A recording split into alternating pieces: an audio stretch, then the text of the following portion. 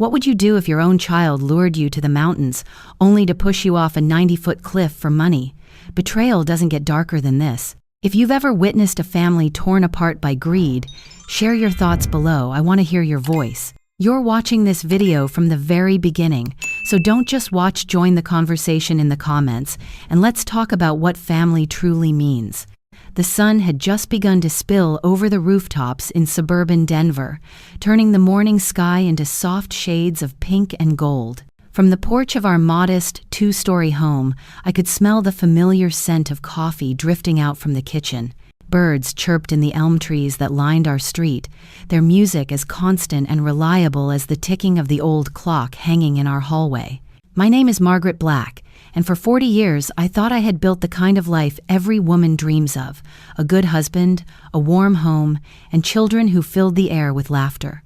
We weren't wealthy by any means, but everything we had was built with our hands, our sweat, and most of all, our love. My husband, William Bill Black, was a carpenter. His workshop smelled of cedar and oak, a place where simple planks of wood became masterpieces under his calloused hands.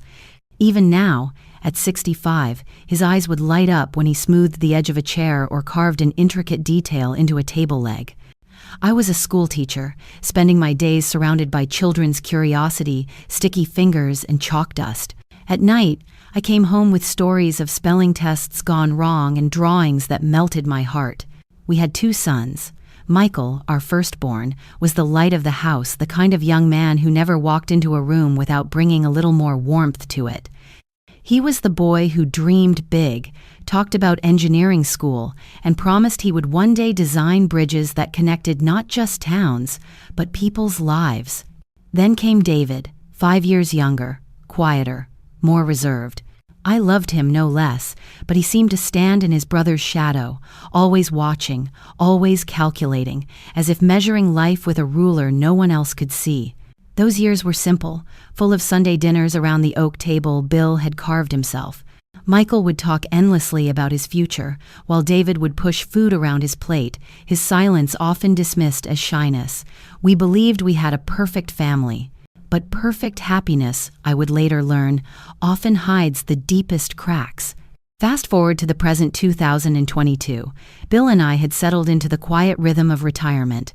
Our house, with its creaking floors and faded wallpaper, carried the echoes of decades of family life. We imagined growing old here, watching our grandchildren run through the yard, laughing under the very elm trees that shaded our porch. But lately, something had shifted.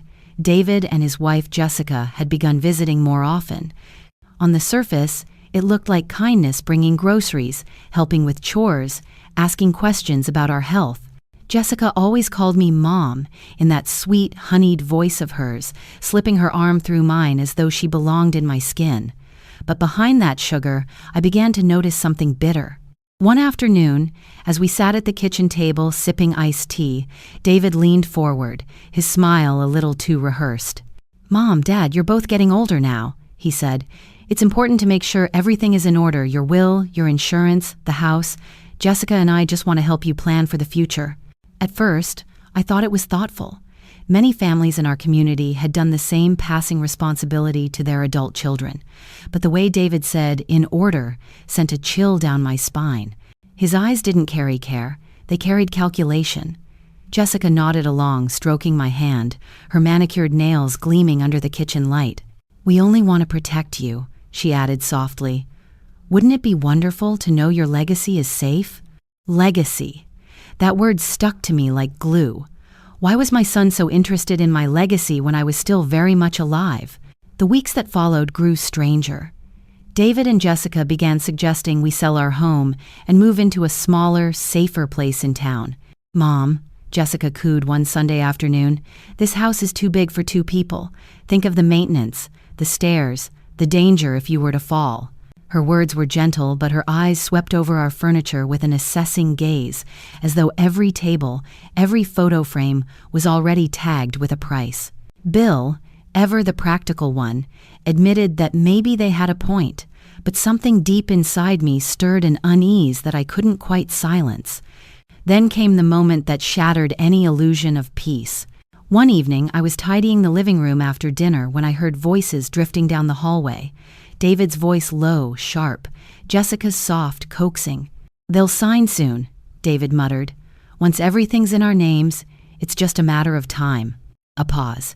Then Jessica, her voice a whisper laced with something venomous. "And when it happens, we'll play the grieving children.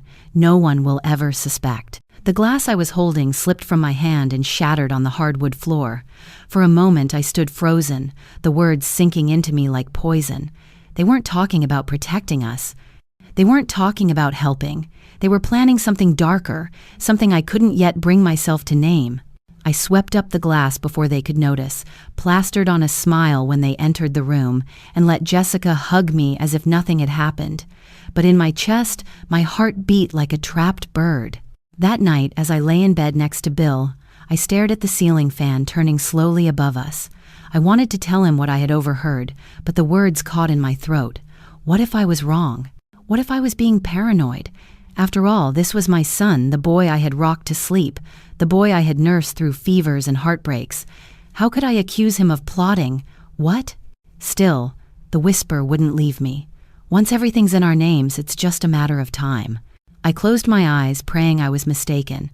But as sleep finally pulled me under, one question gnawed at me, louder than the ticking of the clock in the hallway. What if my son wasn't planning to care for me, but to bury me? The whisper that haunted me that night, once everything's in our names, it's just a matter of time, wouldn't leave my mind. It followed me into my dreams, echoing through hallways of memory until it dragged me back, not to the present, but to the fall night, 25 years ago, when we lost Michael. Back then, we were still a family of 4, still believing in the kind of forever you see in church pews and Hallmark cards. Michael was 20, David just 15. It was October in Colorado, when the air turned sharp and the mountains seemed to wear crowns of red and gold. That night should have been ordinary dinner at 6, homework in the den, Bill reading the newspaper at the kitchen table. But ordinary turned into tragedy faster than the second hand on a clock. Michael never came home. I remember pacing the kitchen, my apron still tied around my waist, the smell of pot roast going cold. By 9 o'clock, my stomach churned with dread. By 10, I was out on the porch, my arms wrapped around myself against the biting wind. By midnight, neighbors with flashlights joined the search. Bill was gone most of the night, his face pale when he returned at dawn. I remember the way his hands shook as he said the words I didn't want to believe. They found him, down in the gorge by Eagle Rock. The world tilted, my knees gave out. The sound that tore from my throat was so raw I didn't even recognize it as mine. The police called it an accident. They said maybe he lost his footing in the dark. No foul play, no evidence to suggest otherwise. People in town shook their heads, clucked their tongues, and brought casseroles. "So tragic," they whispered. "The poor black family." But I had questions. Questions I buried because I couldn't survive the answers. Why hadn't Michael taken a flashlight? Why had David's eyes looked so strange that night, distant, almost hollow? Why did Bill avoid my gaze whenever I asked about the hours between Michael leaving the house and being found in the gorge? At the funeral, I wore my one black dress, the same one I had worn when my mother passed. David stood stiff beside me, silent, dry-eyed. I cried until I thought I would drown in my own grief, but my youngest son stared ahead as though the world hadn't shifted off its axis. At the time, I told myself it was shock. But now, 25 years later, those same eyes flashed through my memory like a warning flare. Michael's death was the crack in the foundation of our family. We tried to patch it over with Sunday dinners and holiday gatherings, but it was always there, beneath the surface. David changed after that night. He became attentive, almost overly so, helping with chores, visiting me in the kitchen, shadowing Bill in the workshop. He brought me flowers from the yard, poured my tea, asked if I was okay. I thought it was his way of coping, of trying to fill the space his brother left behind. I clung to the illusion because the alternative that something darker lurked in him was unbearable. But now, with the memory of his recent words burning in my ears, I couldn't help but rewind the tape of our lives and see everything differently.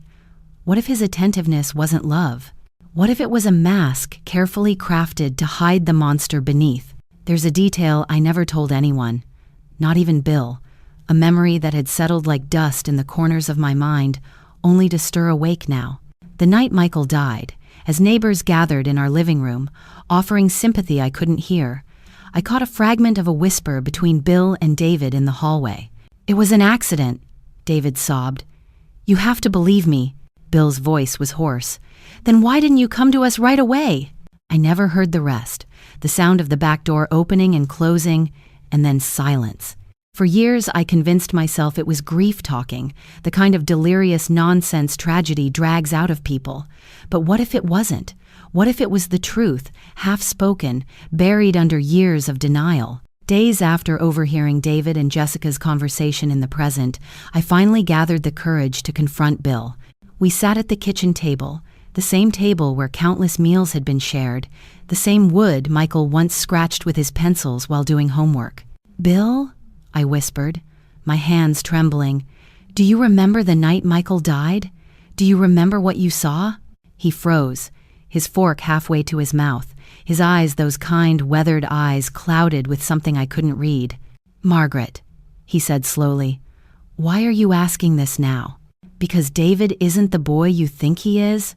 I pressed, my throat tight. "I heard him, Bill. I heard him with Jessica. They're planning something. They want us gone." The fork clattered onto the plate. For a moment, Bill just stared at me, then lowered his head into his hands. "There are things I never told you," he said finally, his voice breaking, "things I thought I could carry to my grave." And then, in halting, painful words, he told me the truth. That night, he had followed David out of the house. Something about his behavior had worried him, his anger, his resentment, the way he'd been lashing out at Michael. He trailed him down the trail toward Eagle Rock. From the shadows, he saw the brothers screaming at each other, Michael waving papers, bank statements, evidence of stolen money, David shouting about favoritism, about how Michael got everything while he got nothing. And then, the shove. Not an accident, not a stumble, a shove with all the force of pent-up rage. Bill's eyes filled with tears as he confessed. "I saw Michael fall. I saw him reach out for something to grab, but there was nothing. And then I saw David crying, shaking, begging me to believe it wasn't what it looked like. And I chose to believe him, because how could I live with the truth? He was my son, Margaret, our son." The room spun around me. My body felt cold, as if all the warmth had been sucked from the air. "You knew?" I whispered. "All these years you knew?" Bill nodded, shame etched deep into his face. "I thought he would change. I thought the guilt would make him better. I prayed for it. But instead, he just got better at hiding."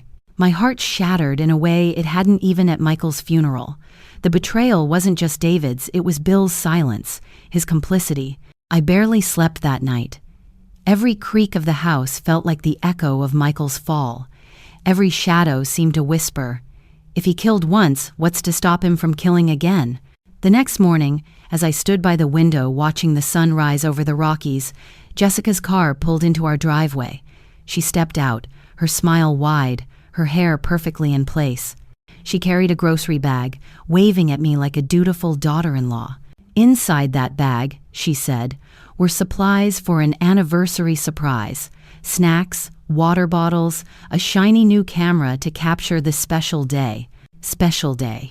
The irony burned in my chest. Bill stood behind me, his hand on my shoulder. His face was pale, his jaw tight. We both knew what this meant. "They're planning something," I whispered. He nodded, his eyes heavy with the weight of a secret he had carried for a quarter century. "And this time, Margaret, we can't pretend it away." Jessica placed the grocery bag on the counter, her voice dripping with sweetness. "We've been thinking, wouldn't it be wonderful to celebrate your 40th anniversary with a hike up Eagle Rock? The view will be unforgettable." I forced a smile, but inside my heart pounded. Unforgettable. Yes, it would be unforgettable. But the real question was, would we come back alive from that mountain? The morning after Jessica appeared with that grocery bag of supplies, I sat in the living room staring at the polished oak table that Bill had carved 40 years ago. My fingers traced the grooves and knots in the wood, each line a story, each scratch a memory. That table had carried birthday cakes, Thanksgiving turkeys, homework assignments, and tears shed in the dark. It was the heart of our family. And now, somehow, it had become a negotiation table. Our lives, the stakes. Bill moved quietly around the kitchen making coffee. He hadn't spoken much since the confession the night before. When I looked at him, I didn't just see my husband, I saw a man shackled by guilt, a man who had carried a secret so heavy it bent his shoulders. The aroma of fresh coffee filled the room, but it didn't soothe me as it once had. My heart beat unevenly as Jessica's voice replayed in my mind. Wouldn't it be wonderful to celebrate your anniversary with a hike up Eagle Rock? I wanted to scream that we weren't fools, that we knew exactly what they were planning, but instead, I sipped my coffee, silent, waiting for the next move in a game I had never agreed to play. Later that week, David and Jessica came over again. They walked in like they owned the place, Jessica balancing a pie she had baked, David carrying a folder under his arm. They smiled, hugged us, and settled around the oak table as if nothing was amiss. David spread the folder open. Inside were brochures for retirement communities in Denver. "Mom, Dad," he began, his tone carefully measured. "We really think you should consider moving. These places are safe, with medical care, exercise classes, even community dinners. You wouldn't have to worry about maintaining this old house." Jessica chimed in, her sweet voice dripping like honey. "We just want what's best for you. And selling this house now, the market is hot. You could get top dollar." I looked around at the walls covered in photographs, Michael in his graduation cap, David on his first day of school, Bill holding his first rocking chair finished in the workshop. How could they look at this house and see only dollar signs? Bill cleared his throat, trying to sound practical. "It's a good offer," he admitted softly, "but I don't know if we're ready." I shot him a look sharp enough to cut glass. "Ready?" We weren't ready to be erased. David leaned forward, resting his elbows on the table. "Dad, you're 65. Mom, you're 60. This place is too big for you.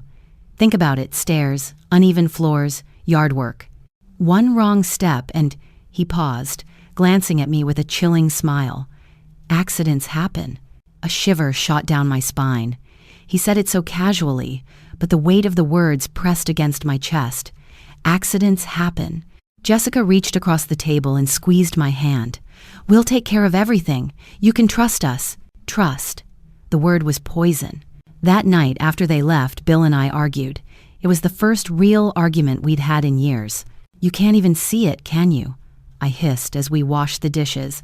"They're circling us like vultures, and you're nodding along as if they care." "Margaret," he said quietly, "maybe we should listen. We're not young anymore. Maybe moving to a smaller place would—" "Would what?" I snapped. "Make it easier for them to finish us off?" His face fell, and for a moment I saw the weight of his guilt crush him again. He leaned on the sink, water dripping from his hands, and whispered, "I know what David is capable of." "Then stop acting like this is just about real estate," I shot back. He turned to me, his eyes red. "I already failed once, Margaret. I didn't protect Michael. I let myself believe it was an accident because I couldn't face the truth. I can't lose you too." For a long moment, silence filled the kitchen. Outside, the wind rattled the elm branches against the windows. I softened, placing my hand over his. "Then we fight. Together. We don't let him win this time." But David wasn't done. Over the next few weeks, he and Jessica became constant presences in our lives. They called daily, visited every other night, always with new suggestions, selling the car, adjusting our insurance, letting David have power of attorney just in case. At church, neighbors admired them. "What wonderful children you have," they'd say, "always looking out for you." I smiled politely, but inside I wanted to scream. No one else saw it. No one else saw the shadows behind their smiles. One evening, while I was folding laundry, I heard Bill talking to David in the workshop. Their voices carried through the thin walls. "Dad, just sign it," David said. "It'll make everything easier." Bill's voice was strained. "Why are you in such a hurry, son?" "Because time isn't on your side," David shot back. "You're not getting any younger." I dropped the laundry basket, my heart pounding. That was no son's concern. That was a predator marking his timeline. And then came the night that solidified my fear into certainty. We were finishing dinner when Jessica suggested looking at family photos. She pulled albums from the shelf, flipping through page after page with practiced nostalgia. "Oh, look," she said, pointing at a photo of Michael. "Such a handsome young man. It's such a shame." Her voice was sweet, but when her eyes lifted to meet mine, I swore I saw something like mockery, hidden beneath her practiced sorrow. David joined in, his finger trailing across the photo. "Do you ever wonder what really happened that night, Mom?" he asked, his tone casual, almost playful. My stomach dropped. "What do you mean?" I managed. He shrugged. "Accidents in the mountains. You never know. One wrong step, one slip." His eyes locked on mine. Cold, deliberate. It wasn't a question. It was a reminder. He knew exactly what had happened that night. And now, so did I. That night, I couldn't sleep. I lay awake, staring at the shadows on the ceiling, listening to Bill's uneven breathing beside me. My mind replayed every detail: Michael's funeral, David's sudden attentiveness afterward, the money that vanished from our accounts, Jessica's calculating smiles. The puzzle pieces had been scattered for 25 years, but now they fit together, and the picture they formed was horrifying. David had killed before, and if we weren't careful, he would kill again.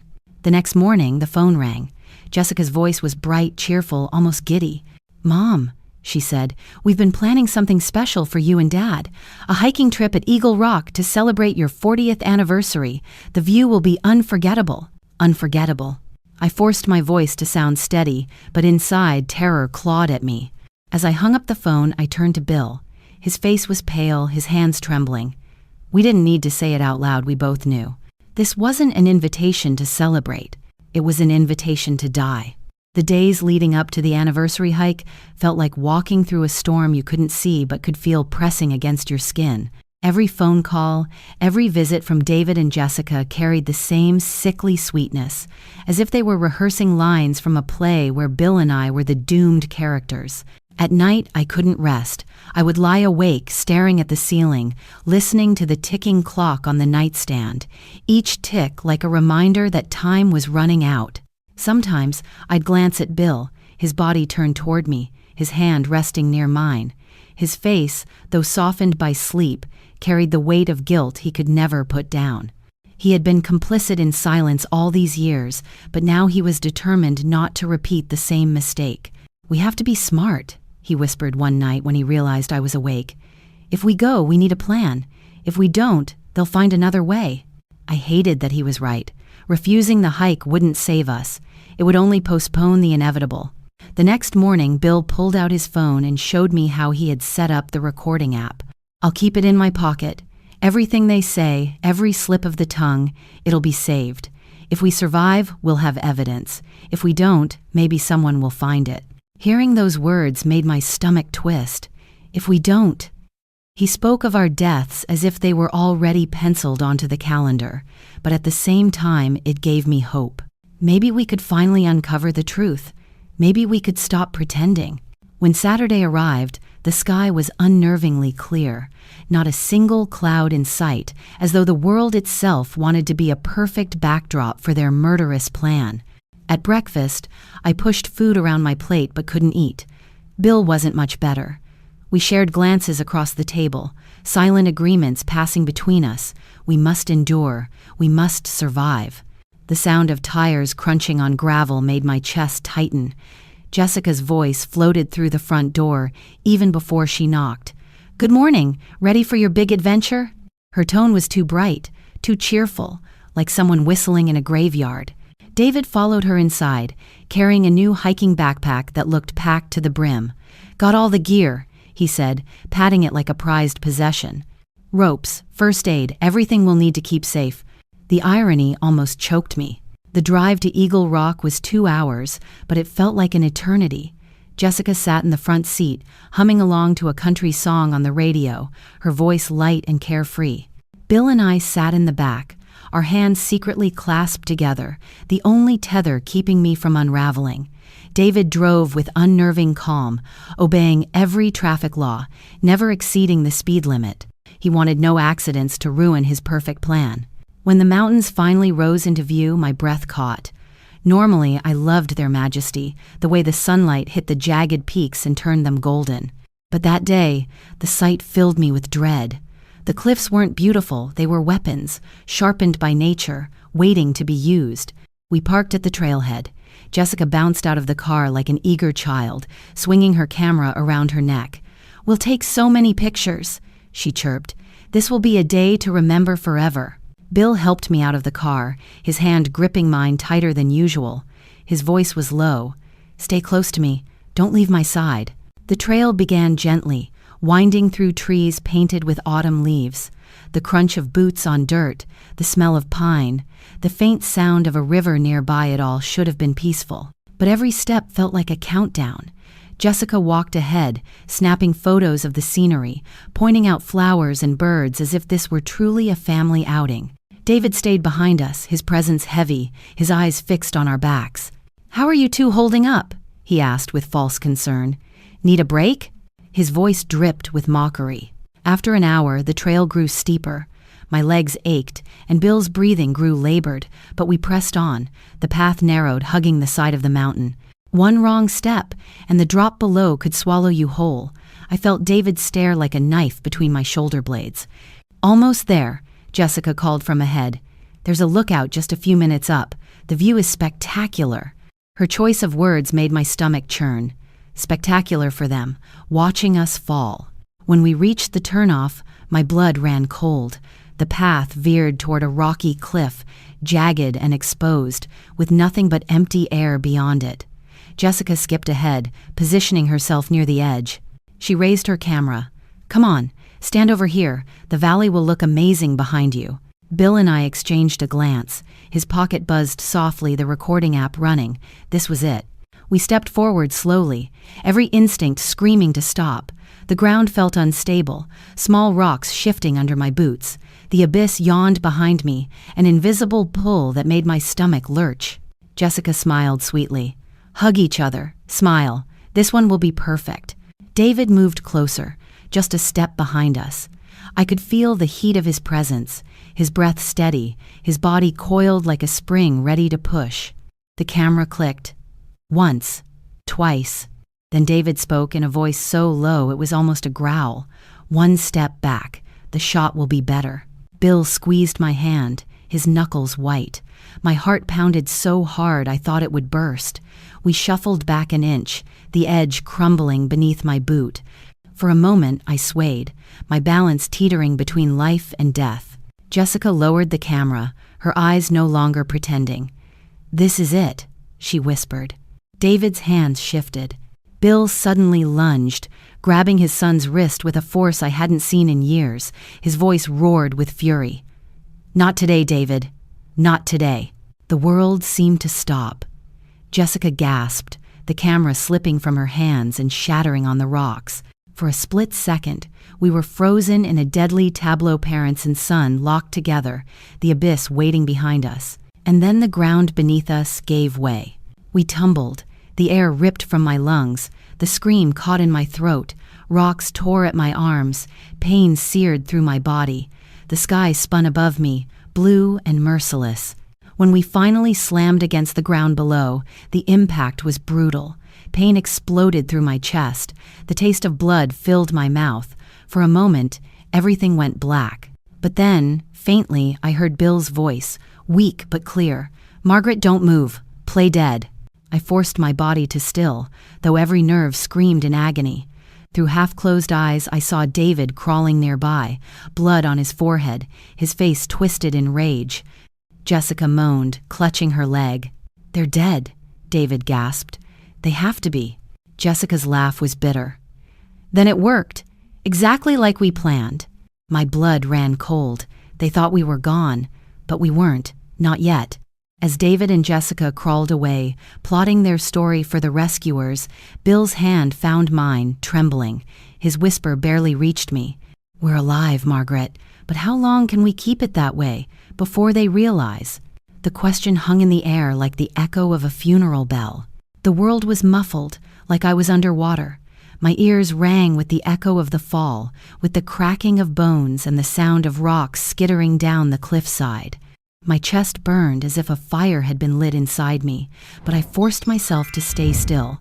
Bill's command repeated in my mind like a mantra. Don't move, play dead. Through a haze of pain, I could hear them. David's groans first, low and sharp, followed by Jessica's voice, brittle and furious. My leg, she moaned. It's broken, I can't move. Shut up, David hissed, his voice strained. Just shut up. We have to think. We have to get out of here. I fought the urge to gasp when I felt something wet trickling down my face, blood, warm and sticky. My body screamed for air, for movement, for relief, but I willed myself into stillness. My eyes barely slitted open, enough to catch shadows shifting above me. David was crawling closer, dragging himself across the rocks like a wounded animal. He stopped just feet away, his eyes scanning my body. For one horrifying moment, I thought he saw my chest rising and falling, that he would lean closer and feel the life still burning inside me. But then, his voice cut through the air, rough and final. They're dead, both of them. Jessica let out a bitter laugh that made my blood run cold. Perfect, she whispered. It worked, David. It finally worked. My heart hammered so loudly I was afraid they would hear it. Perfect. That was the word she used for the death of the woman she called Mom for years. The two of them began to talk, their voices low but clear enough to reach me. We tell them it was an accident, David said. We were taking pictures. Dad slipped, grabbed Mom, and they both went over. We tried to help, but we slipped too. That's the story. Jessica's tone hardened. Stick to it. We've rehearsed this 100 times. The casual way she said it made bile rise in my throat. 100 times. They had sat together, probably in my kitchen, planning how to erase us from the world. After a long silence filled only with their ragged breaths, Jessica spoke again. We need to crawl up far enough to get a signal. Someone has to find us, and when they do, we'll be the grieving children, the poor survivors who lost their parents. I closed my eyes tighter. Their footsteps, uneven and scraping against stone, grew fainter as they dragged themselves away. When I finally dared to move, I turned my head toward Bill. His face was bloodied, his chest rising shallowly, but his eyes found mine. We're alive, he whispered, his voice broken, but we can't let them know. Tears burned my eyes, but I nodded. We had survived the fall, but survival now meant silence. The hours that followed blurred together. The pain was constant, searing, radiating through every limb. My arm felt like it had splintered. My ribs screamed with every breath. Bill's leg lay twisted at an unnatural angle, and I could hear the faint wheeze in his chest that told me something inside was badly damaged. But still, we clung to life. The sun shifted above the gorge, shadows lengthening, then fading into darkness. Cold crept over us. The kind of cold that seeps into bone and makes you wonder if you'll ever feel warm again. I pressed closer to Bill, our blood and sweat mingling, two broken bodies clinging to each other in the dark. At some point, the faint hum of helicopters cut through the silence. Search and rescue. My heart leapt, but fear smothered it. If David and Jessica reached them first, their lies would shape the story. We would be nothing but props in their performance. Shouts echoed from above. "We see survivors," someone called. "Hang on!" David's voice rose, perfectly pitched with panic. "Help us. Please, my parents." They fell. We tried to save them. We fell too. Please, hurry. He deserved an award for the way he sold his grief. If I hadn't known the truth, I would have believed every word. Jessica's sobs followed, raw and guttural. It all happened so fast. One moment we were taking pictures, and then, oh God, oh God. The ropes came next, the clinking of metal, the calls of trained rescuers descending into the gorge. I forced my body to stay limp, to look like nothing more than a mangled corpse. Hands touched my neck, my wrist, checking for a pulse. One voice murmured, "She's barely there. Vital signs weak, but alive." Another voice answered about Bill. "Stable but critical. We need to move them fast." The rescuers strapped us to stretchers, securing our broken bodies with careful precision. I bit down hard on my tongue to keep from crying out as the straps pressed against my ribs. My world swayed as they lifted us up, inch by inch, toward the rim of the gorge. Above, David and Jessica were waiting. Their cries of relief rang out like a cruel parody of love. "Mom! Dad!" Jessica sobbed. "They're alive?" I wanted to scream, to tear away the mask of grief from her face, but I stayed silent, letting my body sag against the stretcher, letting them believe the illusion. In the ambulance, the paramedics worked quickly. Oxygen masks, IVs, steady hands. "Stay with us," one said softly near my ear. "You've fought this long, don't give up now." His words carried more compassion than anything I had heard from my own child in years. At the hospital, chaos swallowed us. Bright lights, voices shouting medical orders, machines beeping in frantic rhythm. Doctors cut away my torn clothes, examining wounds, setting broken bones.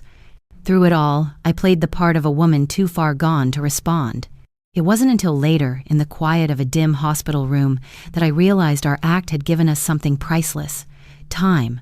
Time to plan, time to gather strength, time to decide how to bring the truth into the light without letting David and Jessica snuff it out. Bill lay in the bed beside mine, his face pale but his eyes sharp with resolve. "We can't stay silent this time," he whispered when the nurse left the room. "Michael deserves justice, and so do we." I nodded, tears slipping down my cheeks, but even as I agreed, fear coiled tighter inside me. David and Jessica weren't finished. They would visit, put on their show of grief, lean over our beds with crocodile tears, and in those visits lay the most dangerous moments of all. The nurse's shoes squeaked against the floor outside, then faded. Silence fell again, heavy and waiting. Bill reached for my hand, his grip weak but steady. "Promise me," he said, his voice trembling.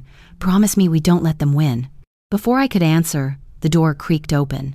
Soft footsteps approached, and then, the voice I feared most, dripping with false tenderness. "Mom? Dad? It's us." I kept my eyes shut, my body motionless, but inside, my heart raced. Their voices were closer now, their whispers sharper, their act rehearsed to perfection. David leaned close enough that I could feel his breath on my ear. "I hope you've learned your lesson, Mom," he murmured so quietly only I could hear. "Some questions should stay buried, just like Michael." The words sliced through me, colder than the needles in my veins. He had confessed, but would anyone believe me if I survived long enough to tell? The question hung in the sterile air, unanswered, as darkness pressed in around me. The monitors hummed beside me, steady and mechanical, as though mocking the chaos boiling in my chest. Each beep was a reminder. I was still alive, still clinging to breath, though every part of me screamed with pain. But being alive wasn't enough.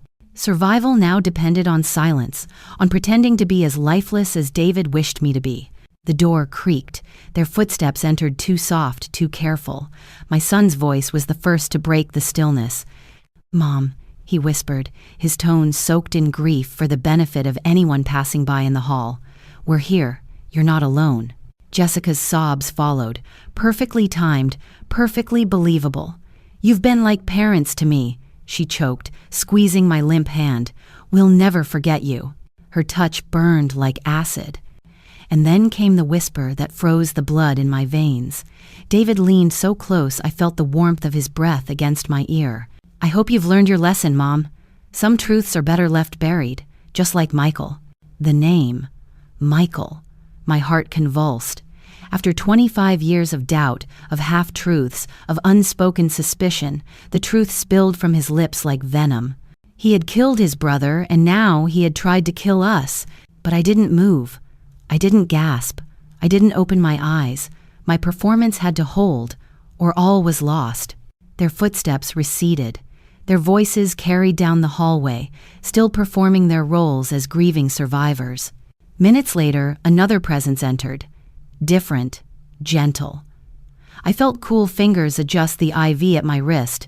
I dared to slip my eyes open. A young nurse leaned over me, her badge catching the fluorescent light.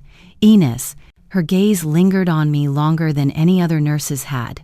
Something flickered in her expression, suspicion, perhaps even recognition.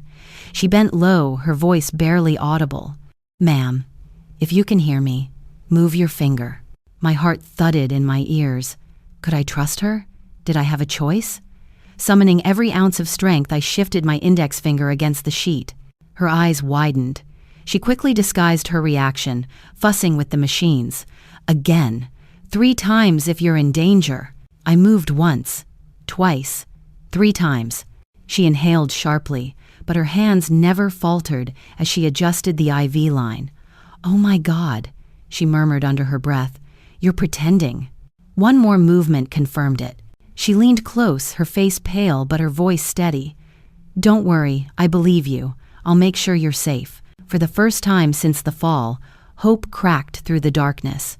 That night, when the corridor grew quiet and the fluorescent lights dimmed, Ines returned this time with the head doctor and 2 men in plain clothes. Their posture, their clipped words, told me exactly who they were. Police. The doctor spoke softly, his eyes kind. "Mrs. Black, we know you can hear us. You're safe now. If you can, tell us what happened." I let my eyes open, slowly, painfully. My throat felt raw, but the words forced their way out. "My son," I rasped. "My son and his wife pushed us." The detective leaned in, his eyes sharp, his voice calm but urgent. "Do you have evidence?" Beside me, Bill stirred. His face was gray, but determination flickered in his eyes. His voice was little more than air. "My phone, pocket, recording." The detective held up an evidence bag already containing the phone.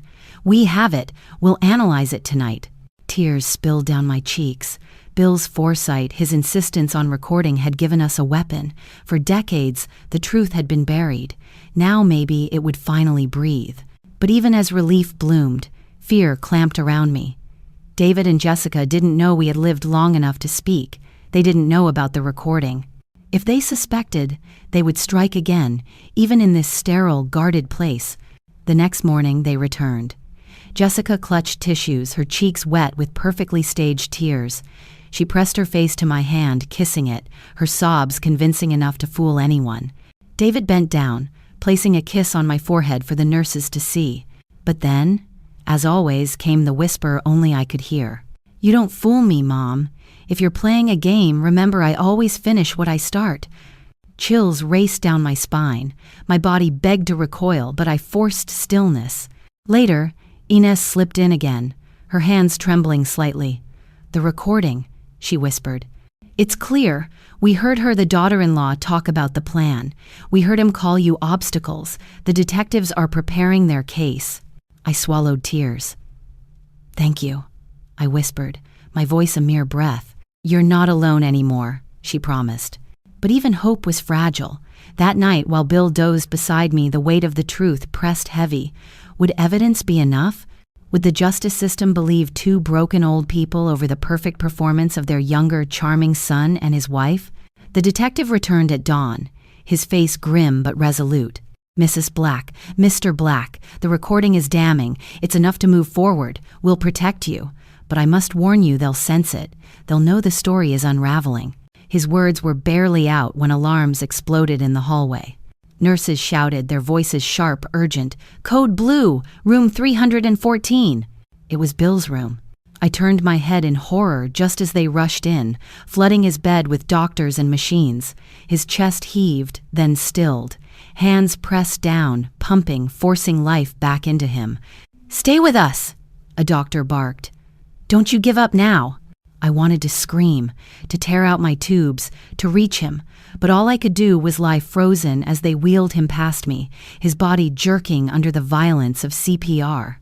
His face, my husband's face, looked waxy, fragile, slipping toward the edge I had just climbed back from. The doors slammed shut behind them, leaving me trembling, my heart a trapped bird in my chest. After everything, after surviving the cliff, after finding an ally, after finally holding proof, was I about to lose him now? Would I have to face the monster we raised alone? The hospital lights were too bright, too white, too merciless. They reflected off every surface like truth itself, cold, unforgiving, inescapable. I lay in my bed listening to the chaos down the hall, the frantic beeping of alarms, the shouts of doctors and nurses, the metallic clang of equipment being wheeled into Bill's ICU room. Push another dose, clear the airway, get me a crash cart. Each command was a hammer against my heart. My husband, the man who had built our life with his hands and his quiet love, was somewhere behind those doors, dangling between life and death. I could do nothing but wait. Wait and pray. My fingers dug into the sheets, clutching them like lifelines. If Bill slipped away, I wouldn't just lose my partner, I would lose the only other witness who knew the whole truth. Alone, I would be easy prey for David's lies. Alone, I would be silenced again. The door to my room creaked open. Inez slipped inside, her eyes tired but determined. "They're fighting for him," she whispered, stepping closer. "It's bad, but he's strong. Don't give up on him." I turned my head, meeting her gaze. My voice was a rasp. "He can't die. Not now. Not when we finally have proof." She gripped my hand, her touch grounding me. "He won't. We won't let him." The minutes bled into one another until at last the alarms down the hall quieted. The silence that followed was heavy, suffocating. Then the doors to ICU opened, and a doctor stepped into the hallway. His mask hung around his neck, his expression grave but not broken. "He's stable," the doctor announced. Relief rippled through the nurses nearby. It was close, but we pulled him back. Tears blurred my vision. Stable. Alive. For now. Inez squeezed my hand again before slipping out, her role pulling her back into the endless rhythm of care. But my reprieve was short. Moments later, the door opened again, and there they were, David and Jessica. Jessica's eyes were swollen, her makeup smudged just enough to look authentic. She carried a bouquet of lilies, their perfume cloying in the sterile air. "Oh, Mom," she cried, setting the flowers on the bedside table. "We were terrified. We thought Dad was gone." Her voice cracked in just the right place, a perfect note of sorrow. David followed, quiet, his shoulders hunched in an imitation of grief. He walked to the foot of my bed, his eyes sweeping over me. For the nurses passing by, his expression was tender, dutiful, but when his gaze locked on mine, I saw the truth. Suspicion, calculation, rage buried beneath a mask of devotion. "You're strong, Mom," he murmured, his voice soft. "Stronger than I expected." The words were loaded, sharp, meant for me alone. Stronger than he expected because he had expected me to be dead. I let my eyelids flutter, my breathing shallow, still playing the role of the fragile mother. But inside, my pulse thundered. Did he know? Did he suspect that I was no longer the helpless body he believed me to be? Jessica sat by my bed, clutching my limp hand. "We'll take care of you," she said, her voice dripping with devotion. "You don't have to worry about anything." Her thumb stroked my knuckles. If I hadn't known the truth, I might have believed her. They stayed too long, their presence suffocating, their act relentless. When they finally left, I let out a shuddering breath I hadn't realized I was holding. That night, Detective Johnson came to my room. His face was grim, his eyes sharp. He pulled a chair close and spoke in a low voice. "We've analyzed the recording. It's damning. Your daughter-in-law discusses the plan in detail. Your son calls you obstacles. It's enough to move forward." A sob escaped me. Then why are they still here? Why can they still smile and hold my hand? "Because timing matters," he said carefully. "If we arrest them too soon, their lawyers will spin this as desperation or claim you misheard. We need your testimony, and we need Bill alive to back it up." I nodded, though my heart sank. "They'll try again," I whispered. "I know it." "That's why you're under 24-hour watch now," he promised. "Inez is part of our team. You're not alone." Not alone. I repeated the words in my mind, trying to believe them. The next morning, Jessica returned with fresh pastries for the staff. Nurses thanked her warmly, fooled by her kindness. David followed, handing out cups of coffee, shaking hands, building sympathy. They were weaving a web of credibility, every smile and gesture designed to paint them as devoted children. When David entered my room, he leaned over me, pressing a kiss to my forehead. For the others, it was tender, but his whisper was poison. "You don't fool me, Mom. If you're playing a game, remember I always finish what I start." My blood turned to ice. That night, sleep was impossible. I lay awake, haunted by his words, by the memory of Michael's smile. The whisper replayed in my skull, just like Michael. At dawn, Detective Johnson returned with more news. "We pulled David's financials. He's drowning in debt over $100,000. Your inheritance was his way out. Without it, he's ruined." The puzzle snapped into place.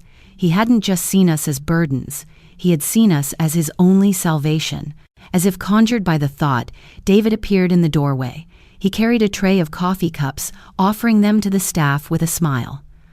"I just want to help," he said, his voice smooth. But when his eyes met mine, the mask cracked for a split second, and I saw the raw desperation underneath. That evening, the halls quieted. My door creaked again. David slipped inside alone. He stood at my bedside, looking down at me, his shadow long in the dim light.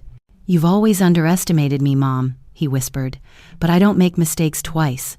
His hand brushed mine, firm, deliberate. I forced stillness, forced shallow breaths, praying he would believe the act. Footsteps echoed suddenly in the hall.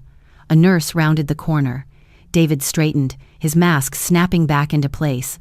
"Just saying goodnight," he said smoothly before slipping out. My body trembled once he was gone. He knew. He absolutely knew. The next morning, Johnson's face was graver than ever. "We're moving forward sooner. The DA is preparing warrants, but you must be careful. He's desperate, and desperate men." He didn't finish. He didn't need to. The words hung heavy. Hours later, a commotion shattered the fragile calm. Shouts rang down the corridor. "Security, stop him!" I turned my head, fear spiking. Metal clanged. The thud of bodies colliding echoed. The door to my room flew open. Johnson rushed in, his face set with fury. "It's David. He tried to force his way into ICU." My blood froze. Bill was in ICU. "They stopped him this time," Johnson said quickly. "But he's desperate, more desperate than we thought." I clutched the sheets, terror and rage colliding inside me. Through the open doorway, I heard the echo of David's voice as security dragged him down the hall. "You think you can keep me from what's mine? You think you can stop me?" The sound pierced me like a knife. He wasn't finished. Not yet. How many more times would my own son try to kill us before the truth finally chained him for good? They said he had been restrained. They said he would be transferred to county jail within hours. But even from my hospital bed, I could still hear him, my son, shouting down the corridor, spitting venom at anyone who came near. "You think you can keep me from what's mine? You think you can take my life away?"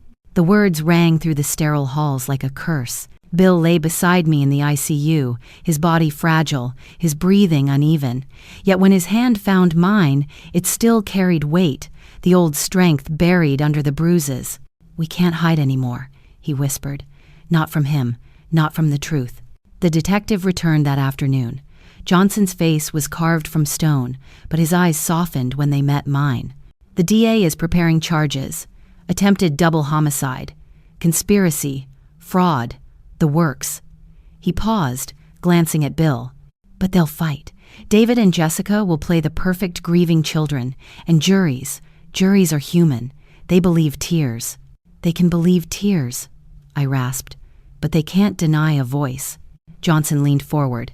"Are you prepared to testify, both of you?" Bill squeezed my hand, his jaw tight. "Yes, for Michael, for all of it." My heart ached at the sound of our son's name.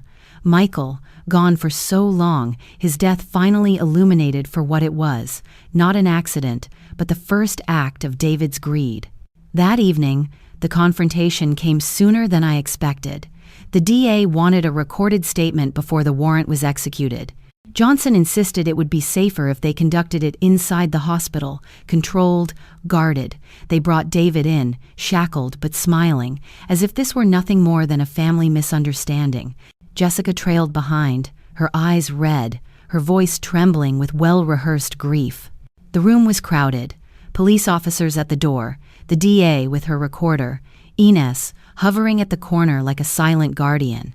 Bill and I sat propped in our beds, frail but present, refusing to be erased.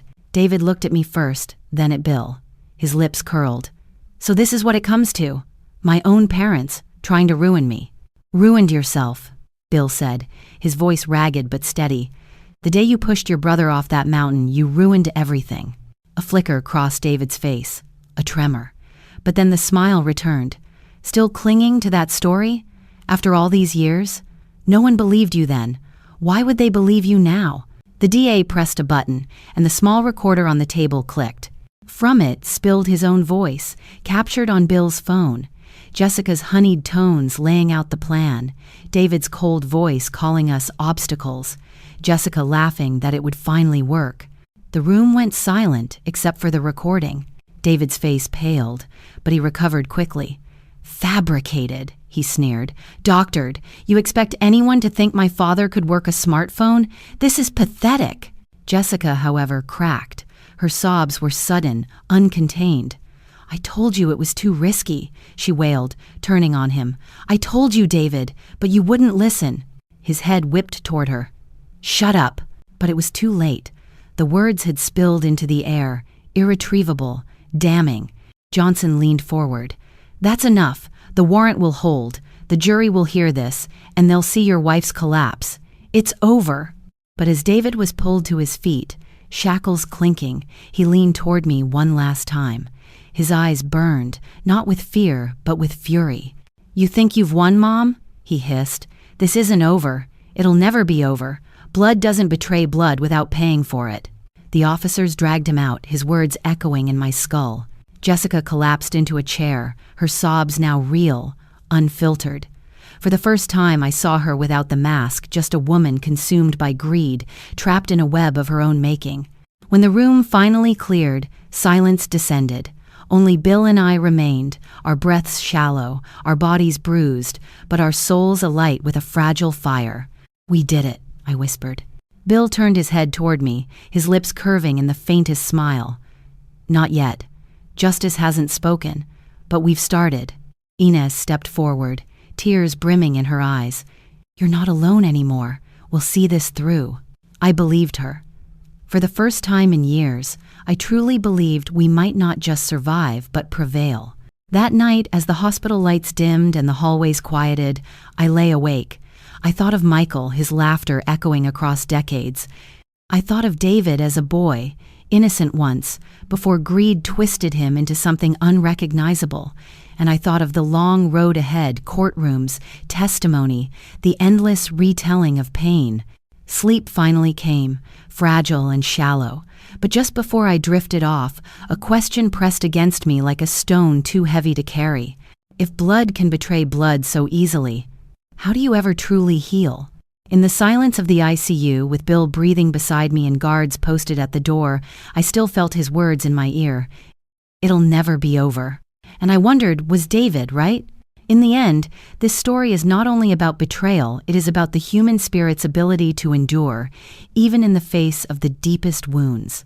When the very people we trust the most turn against us, when blood ties become chains of danger instead of bonds of love, we are forced to ask ourselves what truly matters. Margaret and Bill's journey reminds us that survival is not only measured by the body's ability to withstand pain, but by the heart's courage to cling to truth, no matter the cost. For many, the idea that a son could plot against his parents is unthinkable.